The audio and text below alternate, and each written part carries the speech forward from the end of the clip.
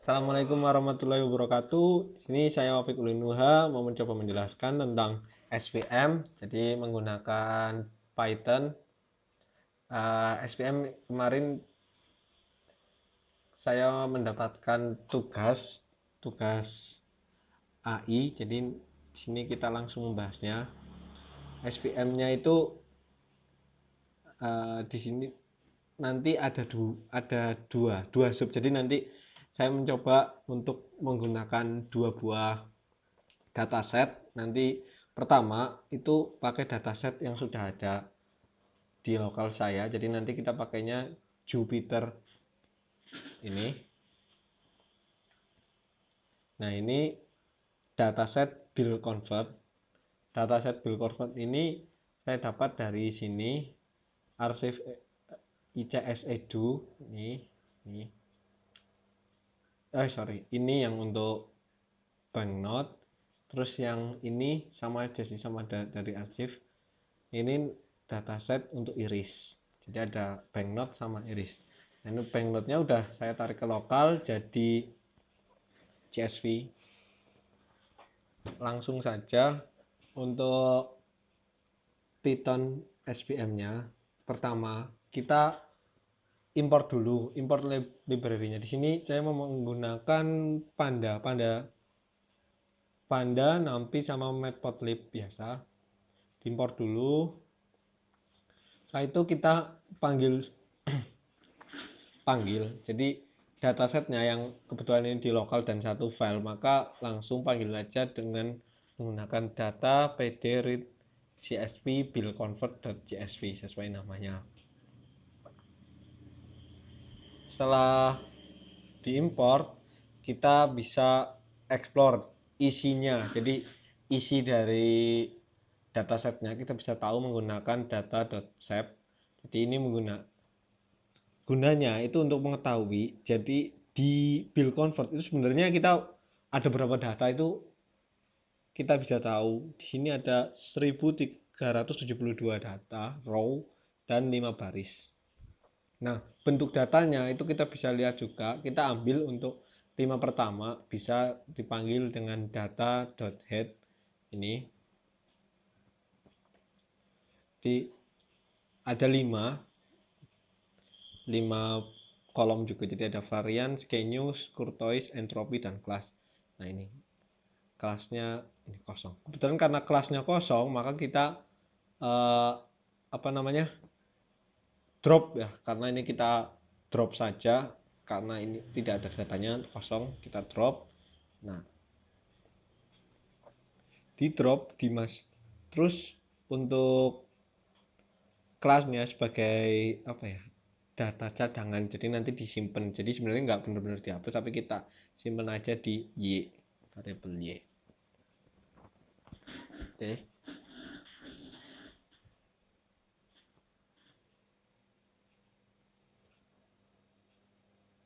Nah, setelah di drop kita bisa melakukan data processing. Data processingnya kita menggunakan bantuan sklearn mode.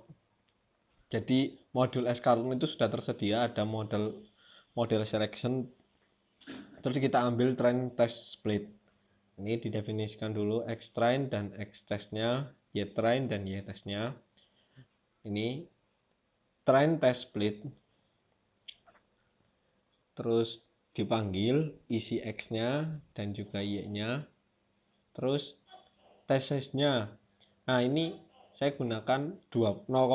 Jadi 0,2 sebagai test size-nya dan juga 80% sebagai data trainingnya nanti. Jadi dari 100% data kita ambil 80 untuk training, terus nanti kita tes di 20%-nya. 20% dari 100. Nah, untuk trainingnya karena kita menggunakan sklearn itu sangat mudah. Jadi sklearn itu sudah komplit. Ini kita tinggal panggil saja sklearn untuk SVM, ambil SVG. Nah, ini SVG-nya kita ambil sesuaikan. Kan untuk yang pertama tadi di awal saya bilang yang pertama itu kita pakai kernel linear karena kita cuma bandingin dua data nih. karena 2 data kita pakai yang linear saja. Nah, ini pakai yang linear. Nah, setelah dipanggil, kita training data tersebut, kita lakukan prediksi dan disimpan dalam variabel y predict. Ini SVG classifier.predict x-test-nya diambil dari data yang di atas nih. Nah, diprediksi tuh nanti. Lalu setelah ada training dan juga prediksi, kita evaluasi. Jadi tahap terakhir dari machine learning kan tujuannya untuk evaluasi. Nah, kita melihat sebenarnya hasilnya itu bagus nggak sih, ini cocok nggak algoritma ini digunakan. Nah, ini pakai scalar metric, diimport classification report sama confusion metric. Nanti confusion metric itu gunanya untuk melihat datanya itu sebenarnya bagus nggak sih. Jadi tingkat kesalahan datanya itu nanti kita bisa lihat di confusion metric. Ini ada nih, jadi ada true yang berarti true, dia confusion metricnya 153, dan ini 1 untuk terus juga ini juga sama. Jadi masih ada kesalahan menggunakan kernel linear dari SVM. Nah, tingkat akurasinya itu sampai 0,99%. Ini dilihat dari precision recall F1 score support. Ini karena data training,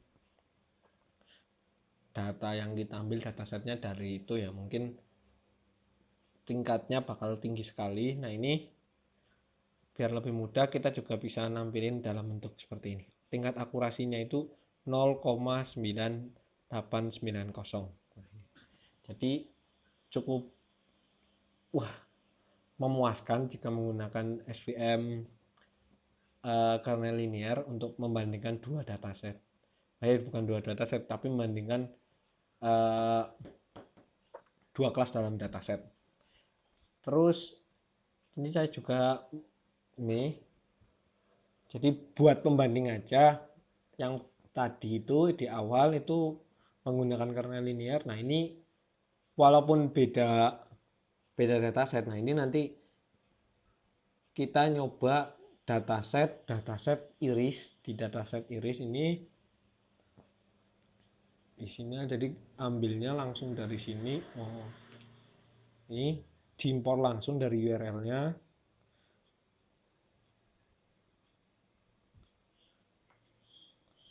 Jadi dataset irisnya diimpor, terus kolomnya kita definisikan sepal length, sepal width, petal length, petal width, dan kelasnya. Nah, setelah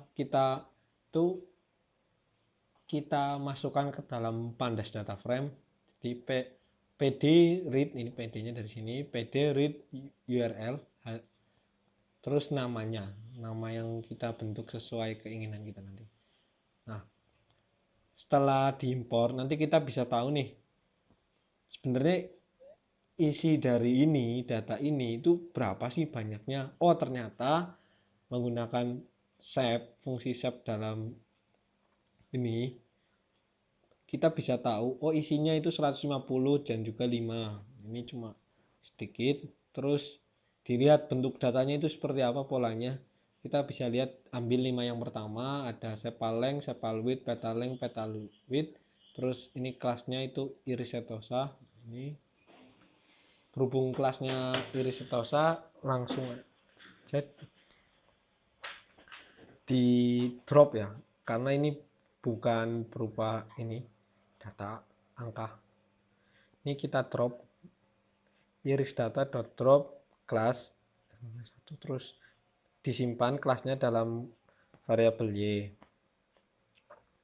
Nah, setelah data itu sudah kita proses, kita bisa lakukan trainingnya sama seperti yang tadi menggunakan SVM yang kernel linear. Jadi sama menggunakan model selection, transfer selection, itu nanti biar lebih jelas diulang dijalankan.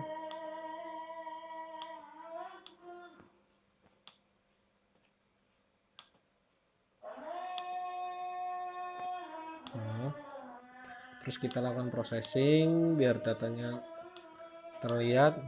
Nah, setelah train test split, sebentar.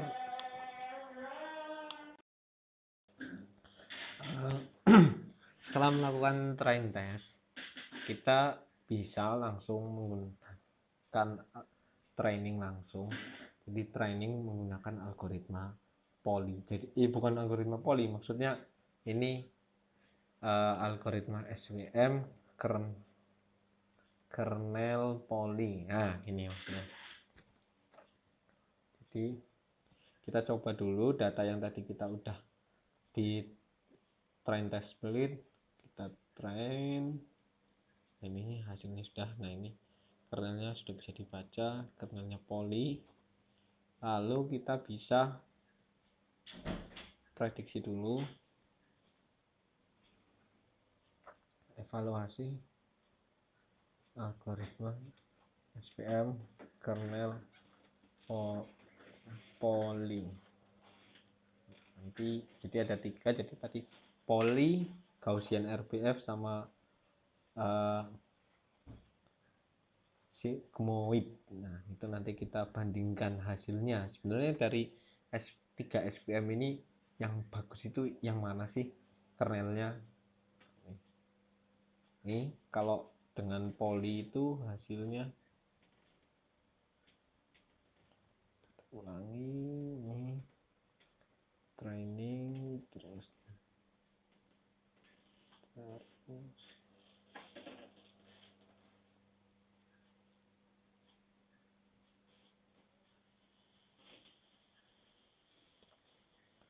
di print dulu.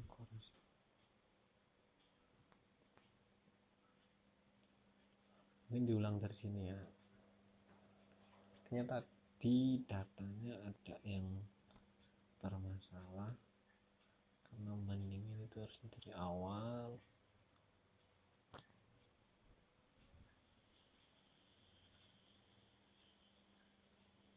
Nah, mungkin tadi kan, jadi kalau satu itu kemungkinan kecil justru bukan ini, tapi kemungkinan memang salah di awal. Nah, ini tapi terbukti jika menggunakan kernel Polly itu hasilnya tingkat akurasinya itu 0,93.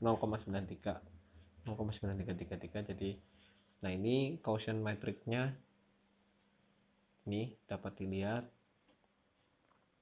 Gaussian matrixnya ini. Nah, terus setelah mencoba menggunakan algoritma SVM kernel Polly, nah ini selanjutnya SVM Gaussian RBF. Nah, ini kita coba Gaussian RBF. Kalau pakai Gaussian RBF itu hasilnya gimana sih? Panggil dulu kernelnya, gunakan kernel RBF sudah digunakan, lalu kita prediksi. Terus setelah diprediksi, evaluasi.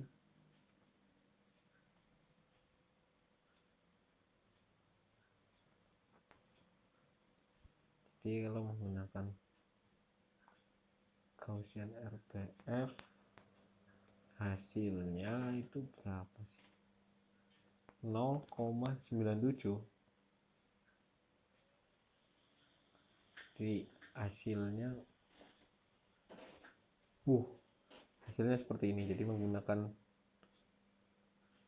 Gaussian RBF itu hasilnya seperti ini. Jadi bisa dibilang Gaussian RBF itu lebih baik daripada Polly ya, dengan tingkat akurasinya seperti itu. Nah, kalau yang terakhir SVM sigmoid digunakan dulu, panggil dulu kernel sigmoid udah, terus diprediksi ulang, ini prediksinya, terus nah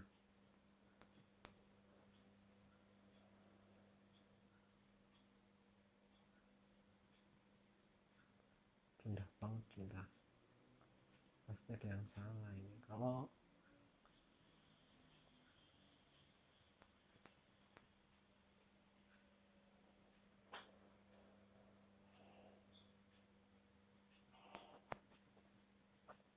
nah ini kalau menggunakan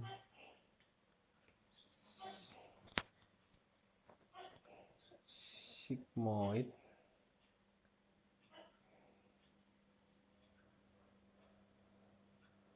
tuh,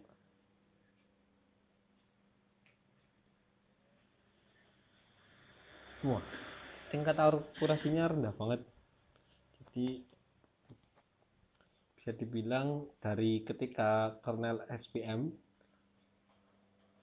4 ya sama linear, tapi penggunaan linear itu sangat terbatas. Jadi tidak bisa nanti kalau kita pakai linear di sini, maka bisa dibilang Gaussian RBF itu algoritma SVM dengan kernel terbaiknya yaitu Gaussian RBF. Sesuai hasil yang kita coba, mungkin itu saja yang dapat saya demokan. Terima kasih, kurang lebihnya bisa ditulis di komentar. Assalamualaikum warahmatullahi wabarakatuh.